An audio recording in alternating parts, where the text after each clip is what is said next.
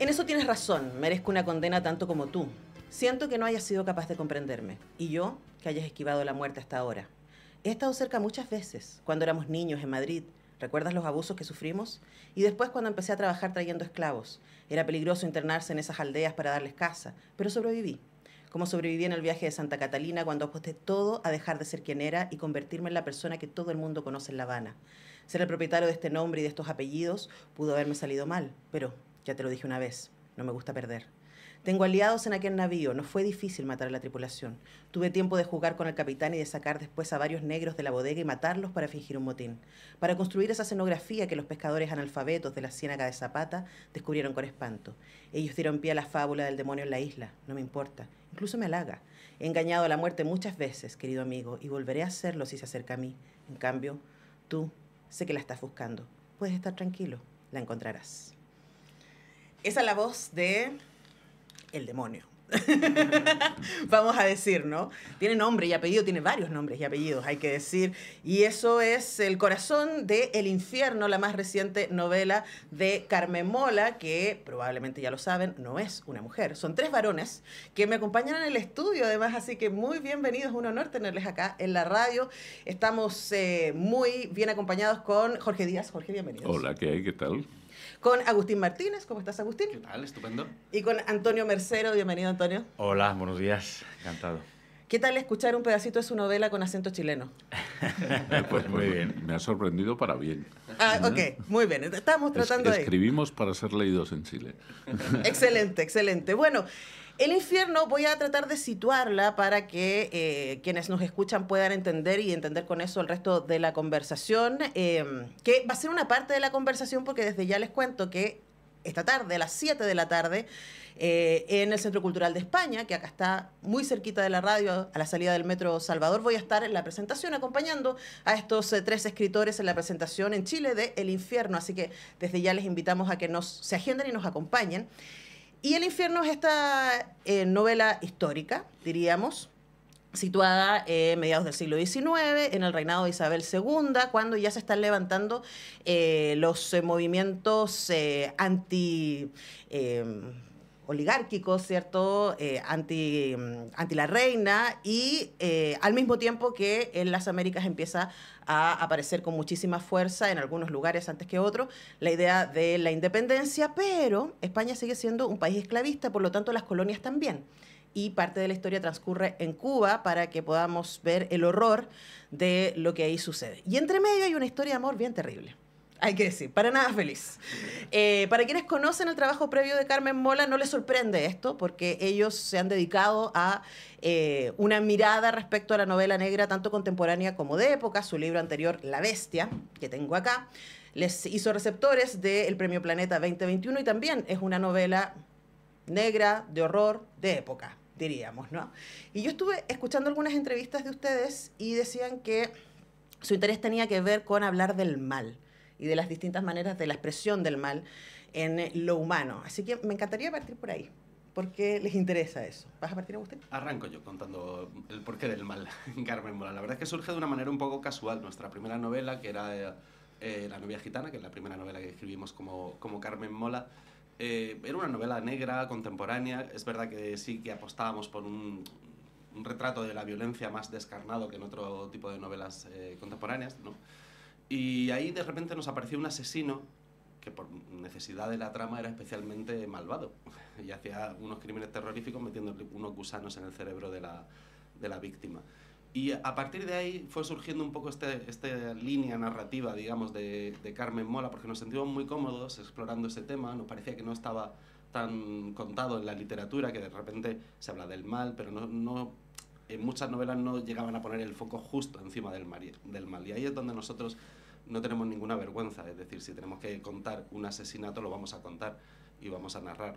No vamos a esquivar la mirada. Y nos apetecía ir como buscando, indagando en ese territorio del mal y en sus diferentes formas. Y al final, en las 6 novelas que tenemos, es un tema que de una manera u otra hemos estado tocando, ¿no? Como por qué existe ese mal desbocado en el ser humano, cómo se manifiesta, en qué formas de violencia se manifiesta ¿Y por qué surge? ¿Por qué en esta sociedad existe esa descarga de violencia tan terroríficas? Ahora, por lo menos en estas novelas, en La Bestia y en El Infierno, el mal, en algún momento llegamos a escucharlo y a escuchar sus argumentos de por qué hace lo que hace y por qué con ese nivel de detalle, diríamos, ¿o no? Y dedicación. Pero la novela no está contada desde ahí. No es la saga de Aníbal, por ejemplo, no es El Padrino, no está contada desde el mal, está contada desde las víctimas del mal, pero podemos llegar a escuchar a este asesino, psicópata, persona vuelta loca que tiene sus argumentos. Jorge, háblanos respecto a esa voz. Sí, es la primera vez que además que hacemos esto, o sea, que ponemos a un personaje reflexionando sobre el mal, aparte de mostrarlo, que es lo que hemos hecho en todas las demás novelas. Lo que pasa es que aquí, como queríamos hacer una novela, en el fondo, un poco decimonónica. Hemos utilizado como género principal el folletín, que nos gusta mucho, pese a que esté tan vituperado, pero también hemos puesto otra cosa que había, que es un manuscrito que unos buscan, otros quieren hacer desaparecer, otros quieren que se conozca, y todas estas cosas, y le hemos llamado El Infierno a este manuscrito, que después da título a la novela. La novela tiene muchos infiernos.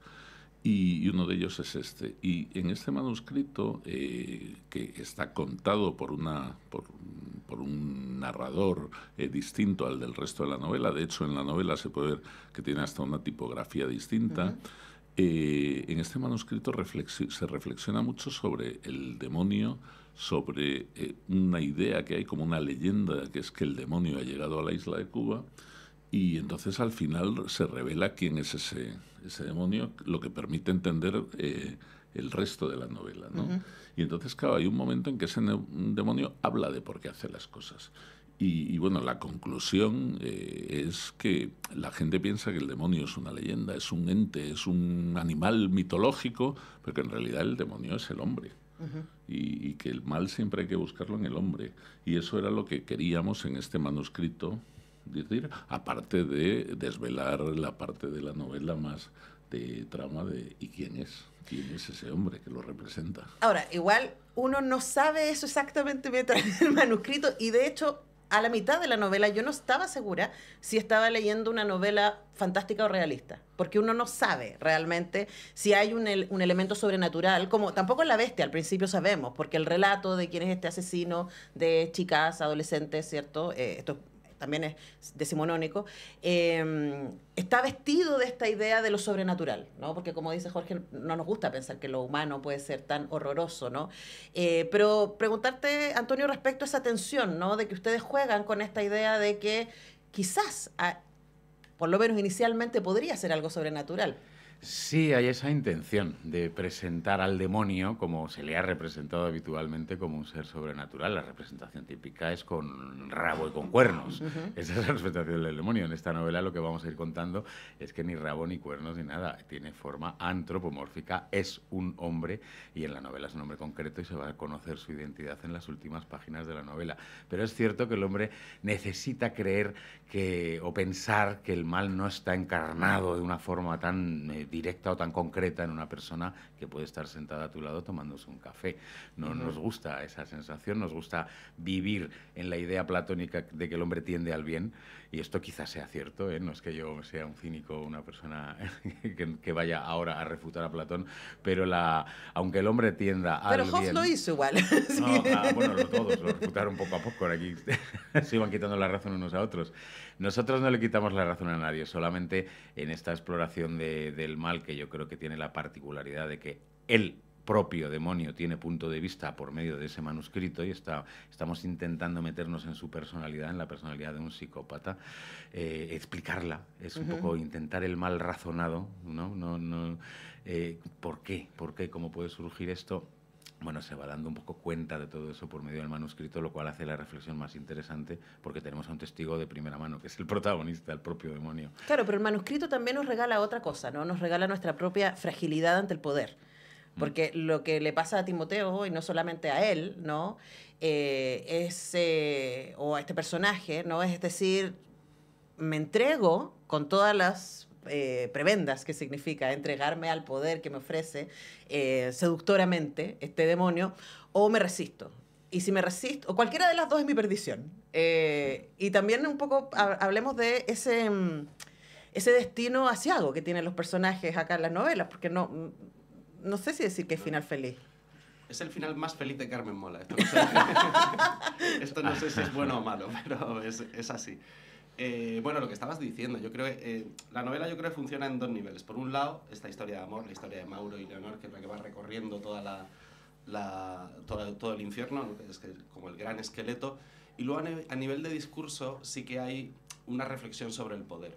Tanto a nivel político, ¿no? Como unos determinados hombres más poderosos en España, por ejemplo, pues tienen todo a su alcance mientras la población se está arruinando y se está muriendo de hambre.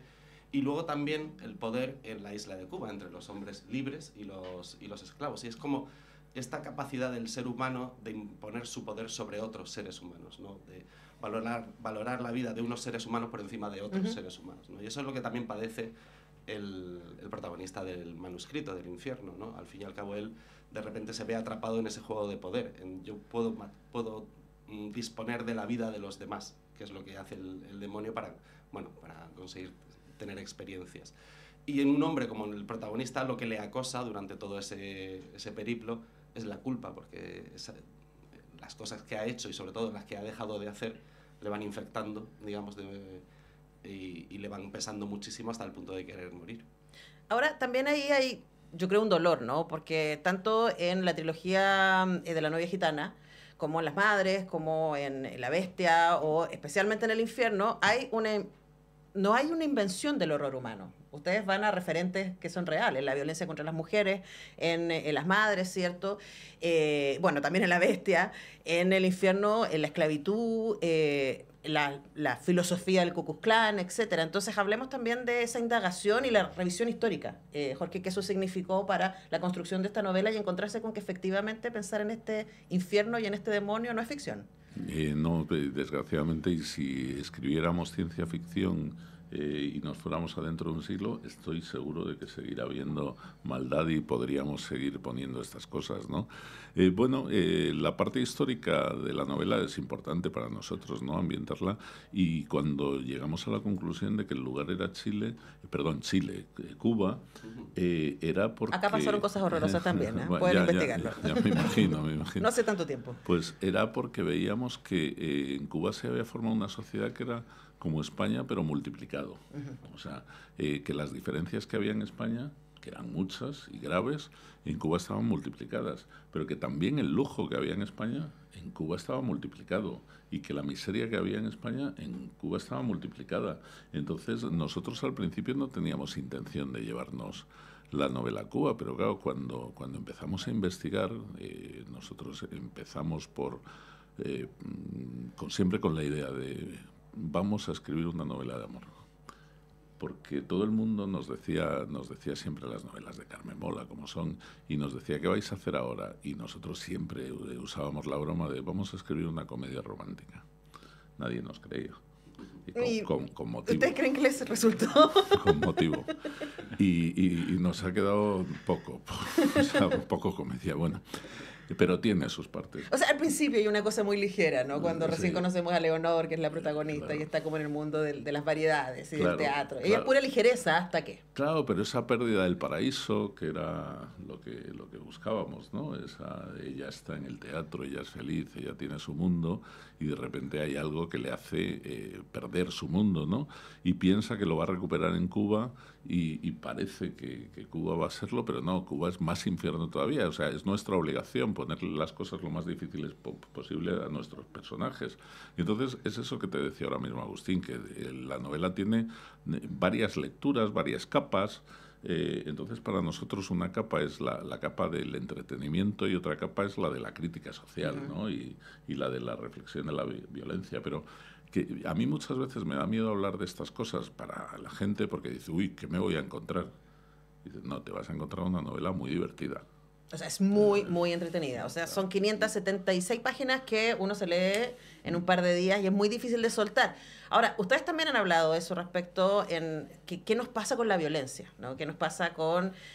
bueno, luego vamos a hablar del tema de las series y cómo ustedes han trabajado también como guionistas en eso, pero nuestra fascinación, nuestro morbo respecto al crimen, ¿no? Quería preguntarles cómo hacen ustedes para escribir esas escenas, porque aquí hay unas escenas bien macabras. Sí, son macabras a veces. Experiencia personal. Son experiencias personales.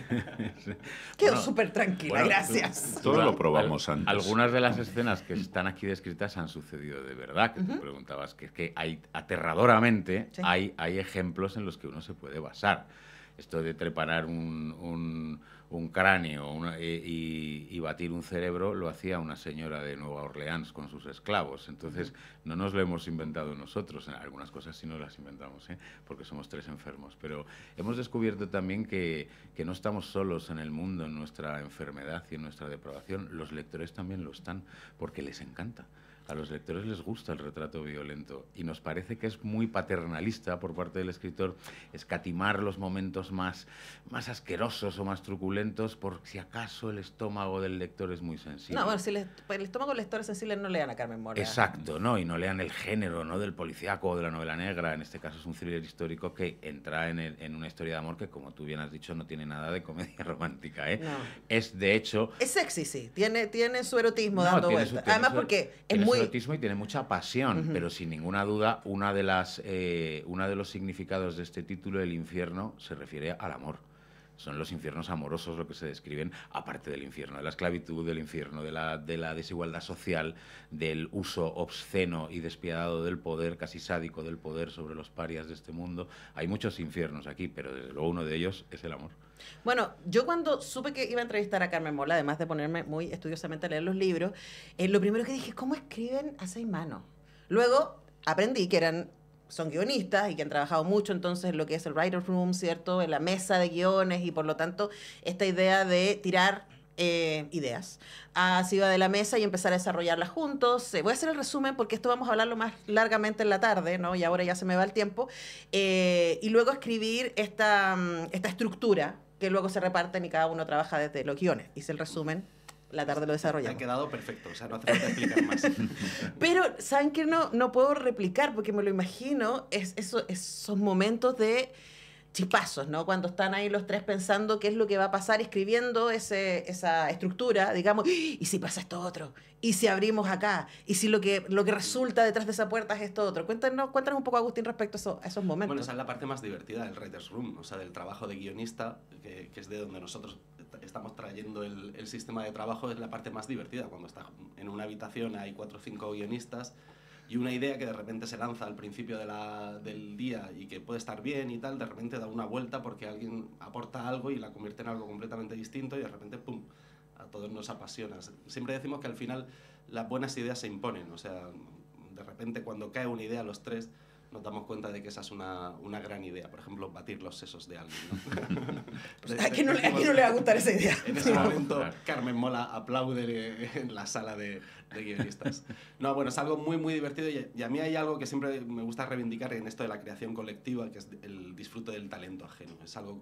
Yo aprendí a escribir con compañeros de guión, no en academias, no en yo qué sé, escuelas de formación, este tipo de cosas, sino que aprendí viendo a los demás escribir y viendo cómo generaban ideas y cómo eran súper ingeniosos al darle la vuelta a una trama o cómo creaban un tema debajo de una narración, ¿no?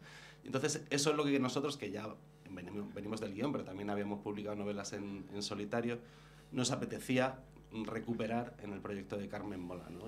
Llevarnos ese universo de creación colectiva a la literatura. Entonces, bueno, es una parte muy divertida del curro. Pero ahora también me imagino que ustedes tenían cada uno sus novelas independientes antes de que existiera Carmen Mola. Luego Carmen Mola tiene 6 novelas ahora. Y quería preguntarles también, Antonio, Jorge, ¿cómo cambia su manera particular de escribir cuando ustedes vuelven a escribir solos? A ver, Después es de que esto. Carmen Mola ha fagocitado nuestro tiempo. O sea, cuando nosotros empezamos con Carmen Mola, como estábamos en el anonimato, pues teníamos tiempo, porque no había que hacer promoción, no había que hacer viajes y todo eso. Entonces, bueno, acabábamos una novela, nos tomábamos unos días de descanso, empezábamos la siguiente. Y podíamos seguir con nuestra vida habitual. Pero desde que recibimos el Premio Planeta... Y ahí tuvieron que salir del closet del anonimato. Tuvimos que salir del anonimato y nuestra vida se convirtió en algo mucho más complicado. Maravilloso, pero complicado. o sea, estos viajes de promoción que nos encanta, por ejemplo, venir a Chile. Pero claro, venir a Chile o irnos a Argentina o a Colombia o México, tal, al final lo que nos quita es tiempo de estar sentados escribiendo. Entonces, claro, ¿quién pierde ese tiempo? No es Carmen Mola. Son nuestras novelas, que cada vez nos cuesta más poder sacar novelas adelante, guiones que, bueno, pues los tres somos de profesión desde hace muchísimos años guionistas y cada vez nos cuesta más sacarlo. Entonces, ¿cómo cambia cuando vuelves a enfrentarte a la novela solo? Pues muchas veces necesitas, dices, joder, no se me ocurre nada, pero si estuvieran aquí Agustín y Antonio, seguro que a alguno de los dos se le ocurría una cosa fantástica para este personaje. Entonces, bueno, pero hay que irse adaptando. Bueno, y para cerrar, también preguntarte, Antonio, respecto a eso, a los cruces. Ustedes dos son periodistas, Agustín estudió audiovisual, pero los tres han trabajado de guionistas y llevan mucha experiencia en eso, y las novelas de Carmen Mola son súper cinematográficas, diríamos. Tienen además adaptaciones a series también, ¿entiendes? Sí, las dos primeras de Elena Blanco, La novia gitana y La red púrpura, ya se han hecho en serie de televisión. Bueno, sí, siempre nos dicen que se nota el aliento audiovisual, ¿no?, en nuestras obras. Yo creo que se va a ir notando cada vez más en todas las obras, porque los referentes culturales de la gente hoy día, tanto de lectores como de escritores, son audiovisuales, básicamente, de las series de televisión y del cine, así que es normal que se te cuelen las novelas. Si nosotros llevamos encima 30 años haciendo guiones, pues con mucha más razón.